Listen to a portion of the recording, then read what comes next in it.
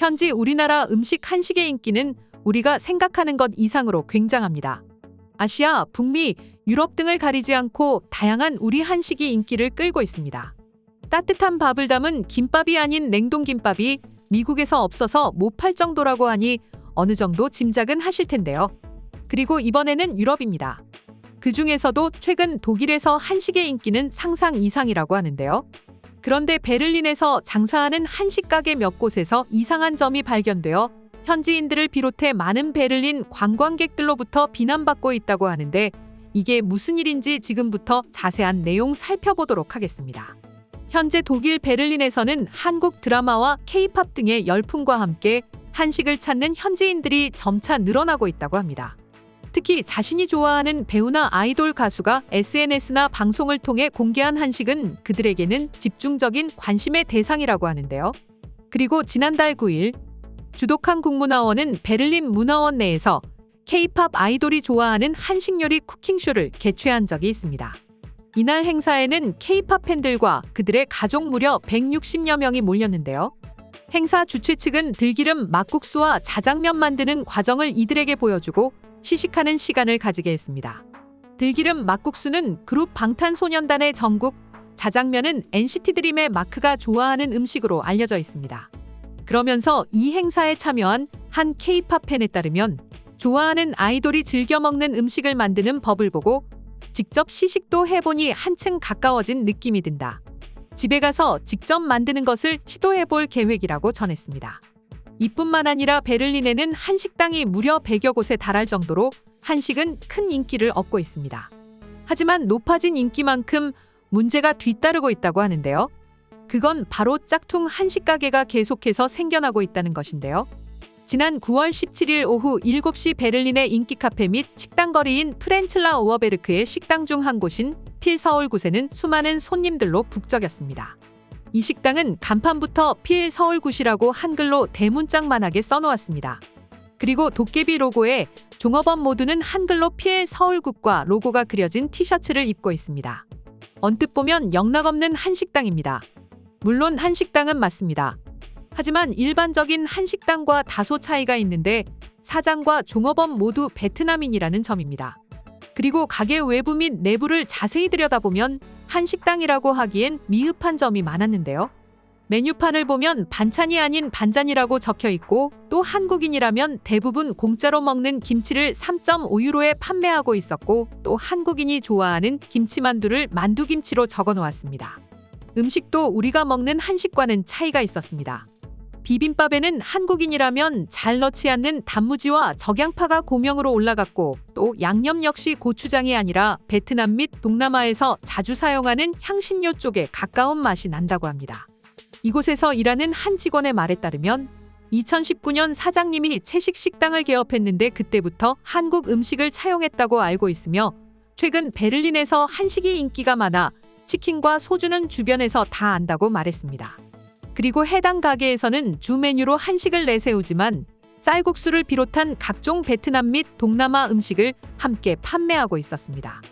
영상 앞부분에서 말씀드렸다시피 베를린에서는 이런 한국인이 아닌 중국 및 동남아인이 운영하는 한식당은 필 서울 굿뿐만이 아닙니다. 중국인과 베트남인이 한국식 고깃집이라는 간판을 내걸고 삼겹살을 판매하는 곳도 있으며 베를린의 중심 포츠담 광장의 문을 연 푸드코트 매니페스토 마켓에도 한국식 치킨을 판매하는 가게가 있지만 알고 보면 사장은 중국인이라고 합니다. 물론 그만큼 한식의 인기가 높아졌다는 것이기 때문에 겉으로 보기에는 좋은 현상이라고 할 수도 있습니다. 하지만 자세히 들여다보면 재료부터 맛, 그리고 가장 중요한 서비스까지 모든 것이 우리와 다르기 때문에 오히려 외국인들에게 한식에 대한 안 좋은 기억을 심어줄 수 있기 때문에 우려되는 게 사실입니다. 현지 매체 베를리너 차이퉁에 따르면 짝퉁 한식 가게 필 서울굿에 대해서 한류의 인기에 편승하려는 곳, 이건 한식당이 절대 아니다 등의 반응이 잇따르고 있습니다. 그런데 사실 이런 문제는 베를린 한 곳에서만 벌어지고 있는 게 아닌데요.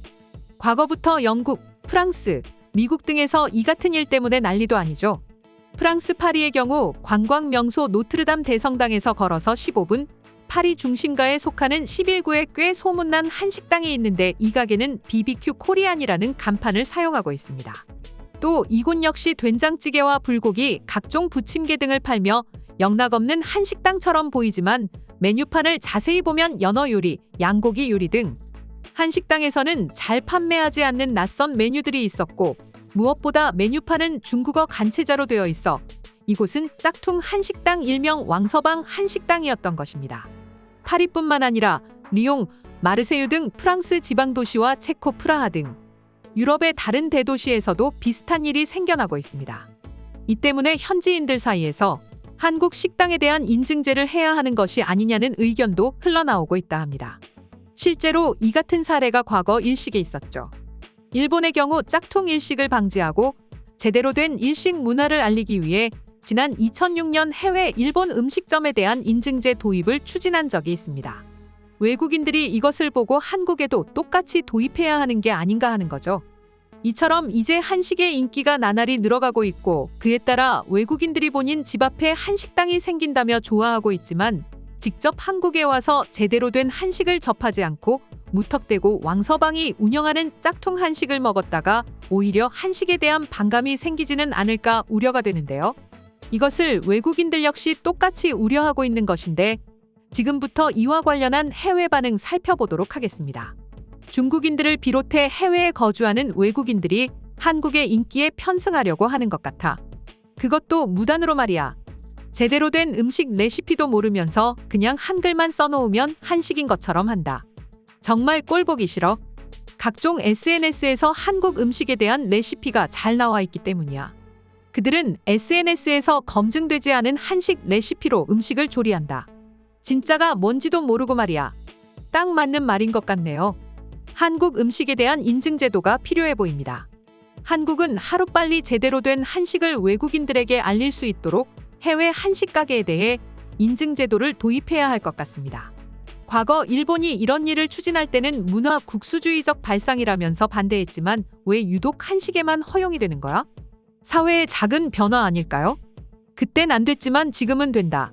세상이 많이 변했기 때문일 것입니다.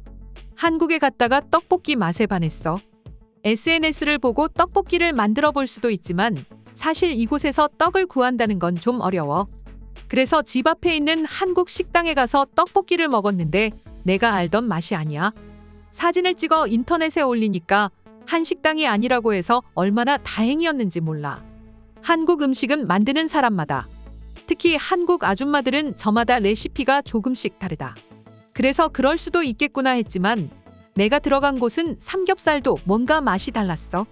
마치 중국에 갔을 때 양고기 요리를 먹을 때 느꼈던 그런 맛이 나더라.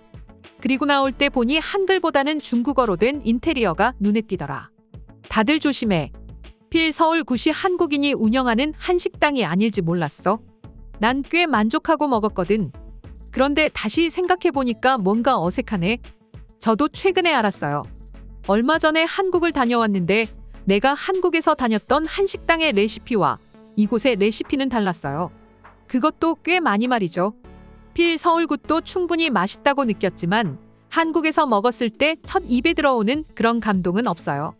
그렇죠. 특히 불고기에서 그런 맛을 느꼈어요. 한국의 불고기는 살짝 달짝지근하지만 베를린에서 먹는 불고기 대부분은 뭔가 향신료의 맛이 있어요. 아시아권이라 한국도 그렇구나 싶었는데 전혀 달랐어요. 한국의 인기를 등에 업으려는 그런 못된 사람들이 이곳에서 사라졌으면 좋겠어. 이상 속닥속닥이었습니다. 영상이 재밌으셨다면 구독, 좋아요, 알림 설정 한 번씩 부탁드리겠습니다. 시청해주셔서 감사합니다.